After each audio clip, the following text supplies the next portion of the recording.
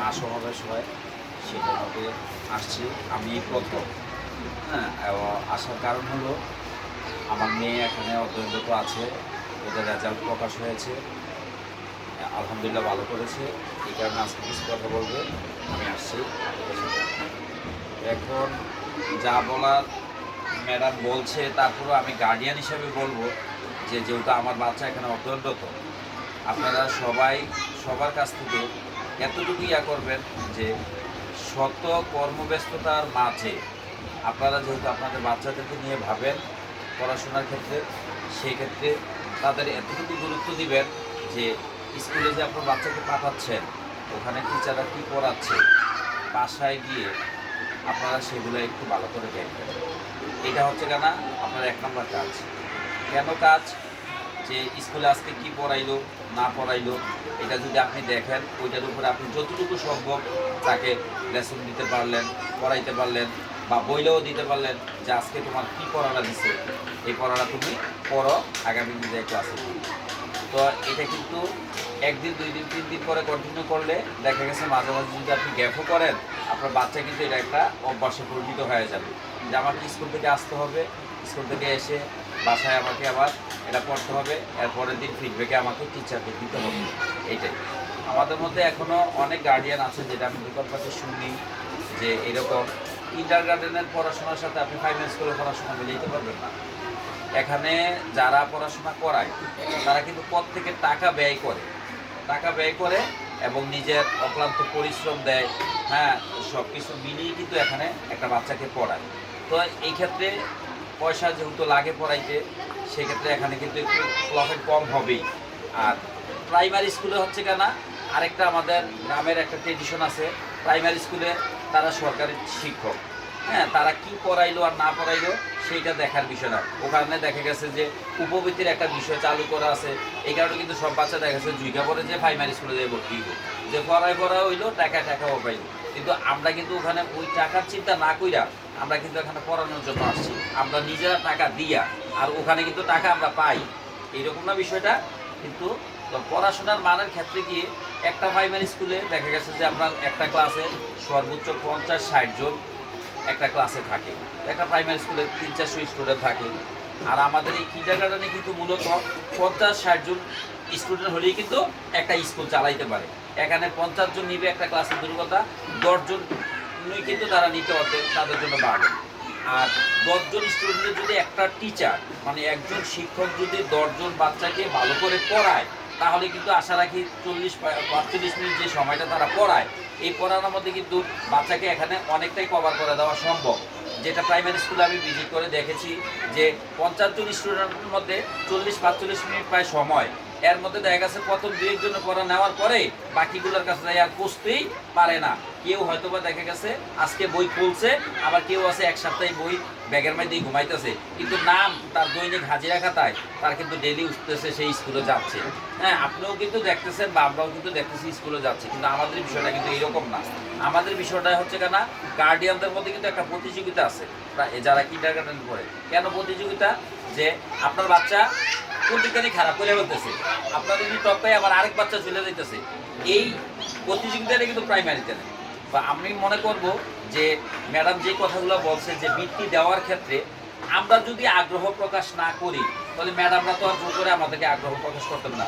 আমি যেহেতু আগ্রহ প্রকাশ করে এখানে আমার বাচ্চাকে পড়াইতে দিছি, আমার বাচ্চা যদি মনে করি যে তার মেধা অনুযায়ী সে ভালো, সে 10 জন, এখানে শুধু 50 জন স্টুডেন্টের সাথে সে কম্পিটিশন করে, এখানে সে 10 জন স্টুডেন্টের সাথে কম্পিটিশন করে। কিন্তু একটা প্রতিযোগিতামূলক যখন পরীক্ষা দিতে যাবে, ওখানে কিন্তু শুধু 10 জন স্টুডেন্টই না, ওখানে কিন্তু আমার স্কুল থেকে যদি একটা ক্লাস থেকে 5 জন যায়, আরও এমন 10টা স্কুল আছে, ওখান থেকে কিন্তু 5 জন করে আসলে 5-10-50 প্রায় 60 জন।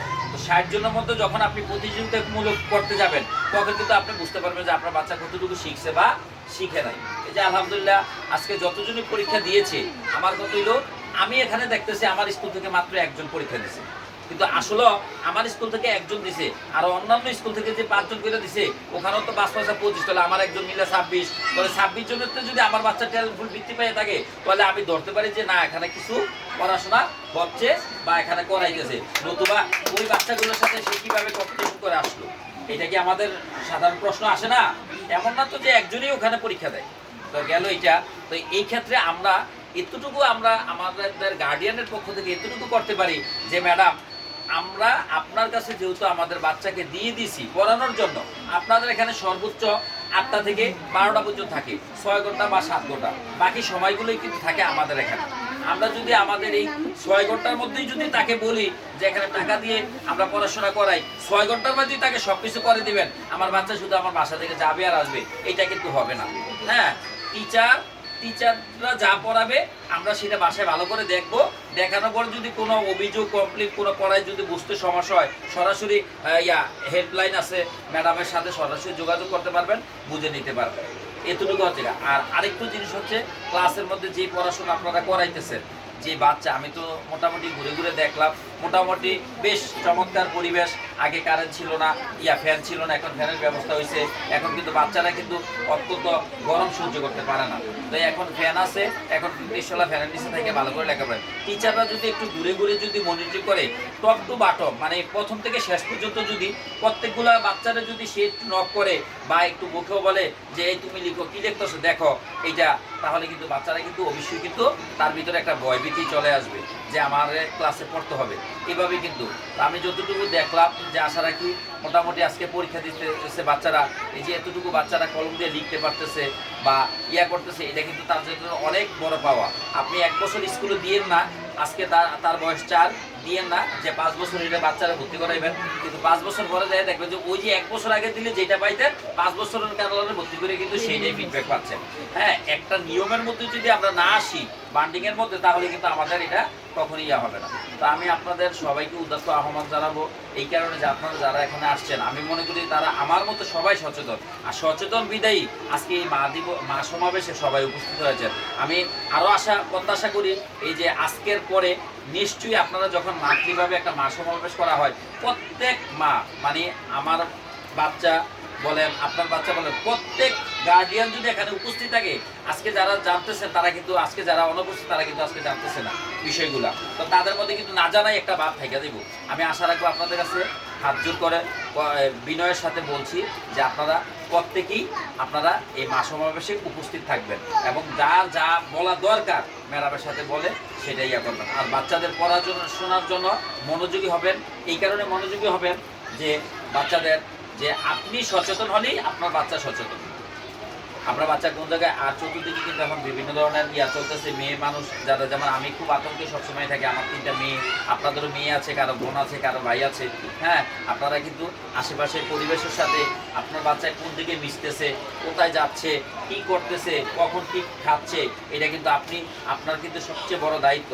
বাবা কিন্তু সবসময় খেয়াল রাখে না, কারণ অনেকের বাবা প্রবাসে আছে।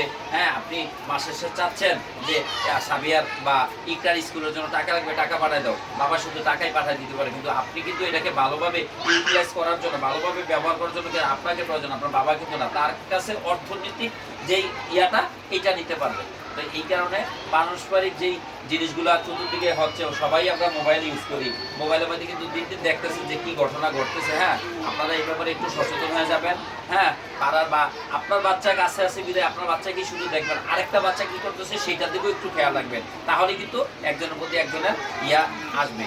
আর পড়াশোনার ক্ষেত্রে কম্পিটিশন হবেই। আজকে যারা পরীক্ষা দিয়েছে, যারা এই স্কুলে সুনাম অর্জন করে আসছে, পরীক্ষা দিছে বিদায়ী জানে যে এখানে একটা স্কুল আছে কাজী ক্যাডেট, ঠিক না? পরীক্ষা না দিলে তো আর জানতো না। তো আশা রাখি আমি আজকে অত্যন্ত আনন্দিত এবং গর্বিত যে আমার বাচ্চা পরীক্ষা দেওয়াইছি। আমি কিন্তু পরীক্ষা দেওয়াইতাম না, কিন্তু তারপরে আমি দেখলাম যে না, তারা পরীক্ষা কেন দেওয়া না, তার মেধা যেহেতু আছে, আজকে পরীক্ষা দিছে, সে মেধার সাথে কৃতিত্বতার সাথে সে কিন্তু ভালো রেজাল্ট নিয়ে আসছে। এতে কিন্তু আমার আগ্রহ আরও বাড়ছে যে আমার বাচ্চা যেহেতু পরীক্ষা দিচ্ছে, আমি আবার আগামীতে ইনশাল্লাহ এরকম হইলে আবার টাকা যাক, আমি যেহেতু পড়াশোনা ভালো হয়, ঠিক আছে?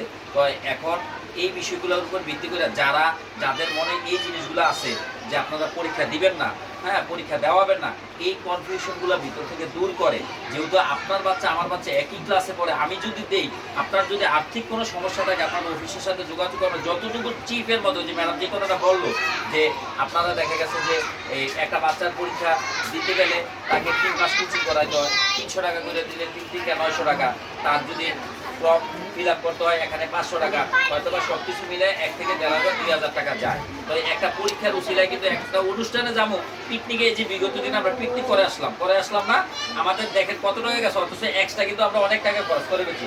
ওইটাও কি আমাদের পিকনিকের খরচ না, করে আমার ব্যক্তিগত খরচ। তদুপরি এই যে ভয়ভীতিগুলো যেগুলো ম্যাডাম বলো যে এগুলো একজন আরেকজনকে বলবে, আমি দেখি অনেক গার্ডিয়ান বলে, হ্যাঁ বছরে একবারও স্কুলে আয় না, ও পড়া হয় না, ম্যাডাম বসে থাকে, এই সেই ঘুমায়। তো এই কমপ্লেনগুলো রাস্তাঘাটে না বইলা, রাস্তাঘাটে বলতে কিন্তু এটা স্কুলের বদনাম। আপনি সরাসরি যেহেতু দেখতেছেন, আপনি সরাসরি অফিসে এসে জানান যে আপনার এই ক্লাসে এই হচ্ছে, এই বিষয়টা এরকম না। অনেকে কিন্তু মনে মনে বলে যে আজকে যাই স্কুলে এটা কমো, সবার সামনে দাঁড়াইলে হয়তো বা বলে না, তার ওই মনের কথা মনেই থাইকা যায়। তো এই থাকার দরকার নাই, আপনারা সবাই সবার মনের ভাবটা প্রকাশ করে দিবেন, সবাই সবার বাচ্চার জন্য এখানে সিনসিয়ার হবেন। এখানে শুধু আমরা সবাই একত্রিত হয়েছি শুধু একমাত্র আমাদের বাচ্চাদের পড়াশোনা বিদায় কারণে, পড়াশোনা করাই বিদায়। আমরা কেউ হয়তো বা ডাইকে আপনাদেরকে আনতে পারলাম না, কিন্তু এখানে বাচ্চা পড়তেছে, আমরা আসছি সবাই একসাথে হয়েছি, এই কারণে সবার সাথে সবার একটা সামাজিক যেই বন্ধন সেটাও আমাদের একটু মজবুত হচ্ছে। পাশাপাশি একজন আরেকজনের খবর আমরা নিতে পারতেছি। যারা আসে নাই তারা আমি মনে করবো হতবাগা, তারা কেন আসে নাই এটা, তবে সামনে যাতে তারা আসে সেই প্রত্যাশা আমার কাছে। হ্যাঁ, আরেকটা কথা আমি বলবো যে এই স্কুলের পড়াশোনার ক্ষেত্রে আপনারা সচেষ্ট হবেন, আশেপাশে যারা আছে তাদেরকে আরও উৎসাহিত করবেন এবং স্কুলের সর্বদা মঙ্গল কামনা করবেন। এই বলে আমি আমার বক্তব্য শেষ করছি। সবাইকে আসসালামু আলাইকুম।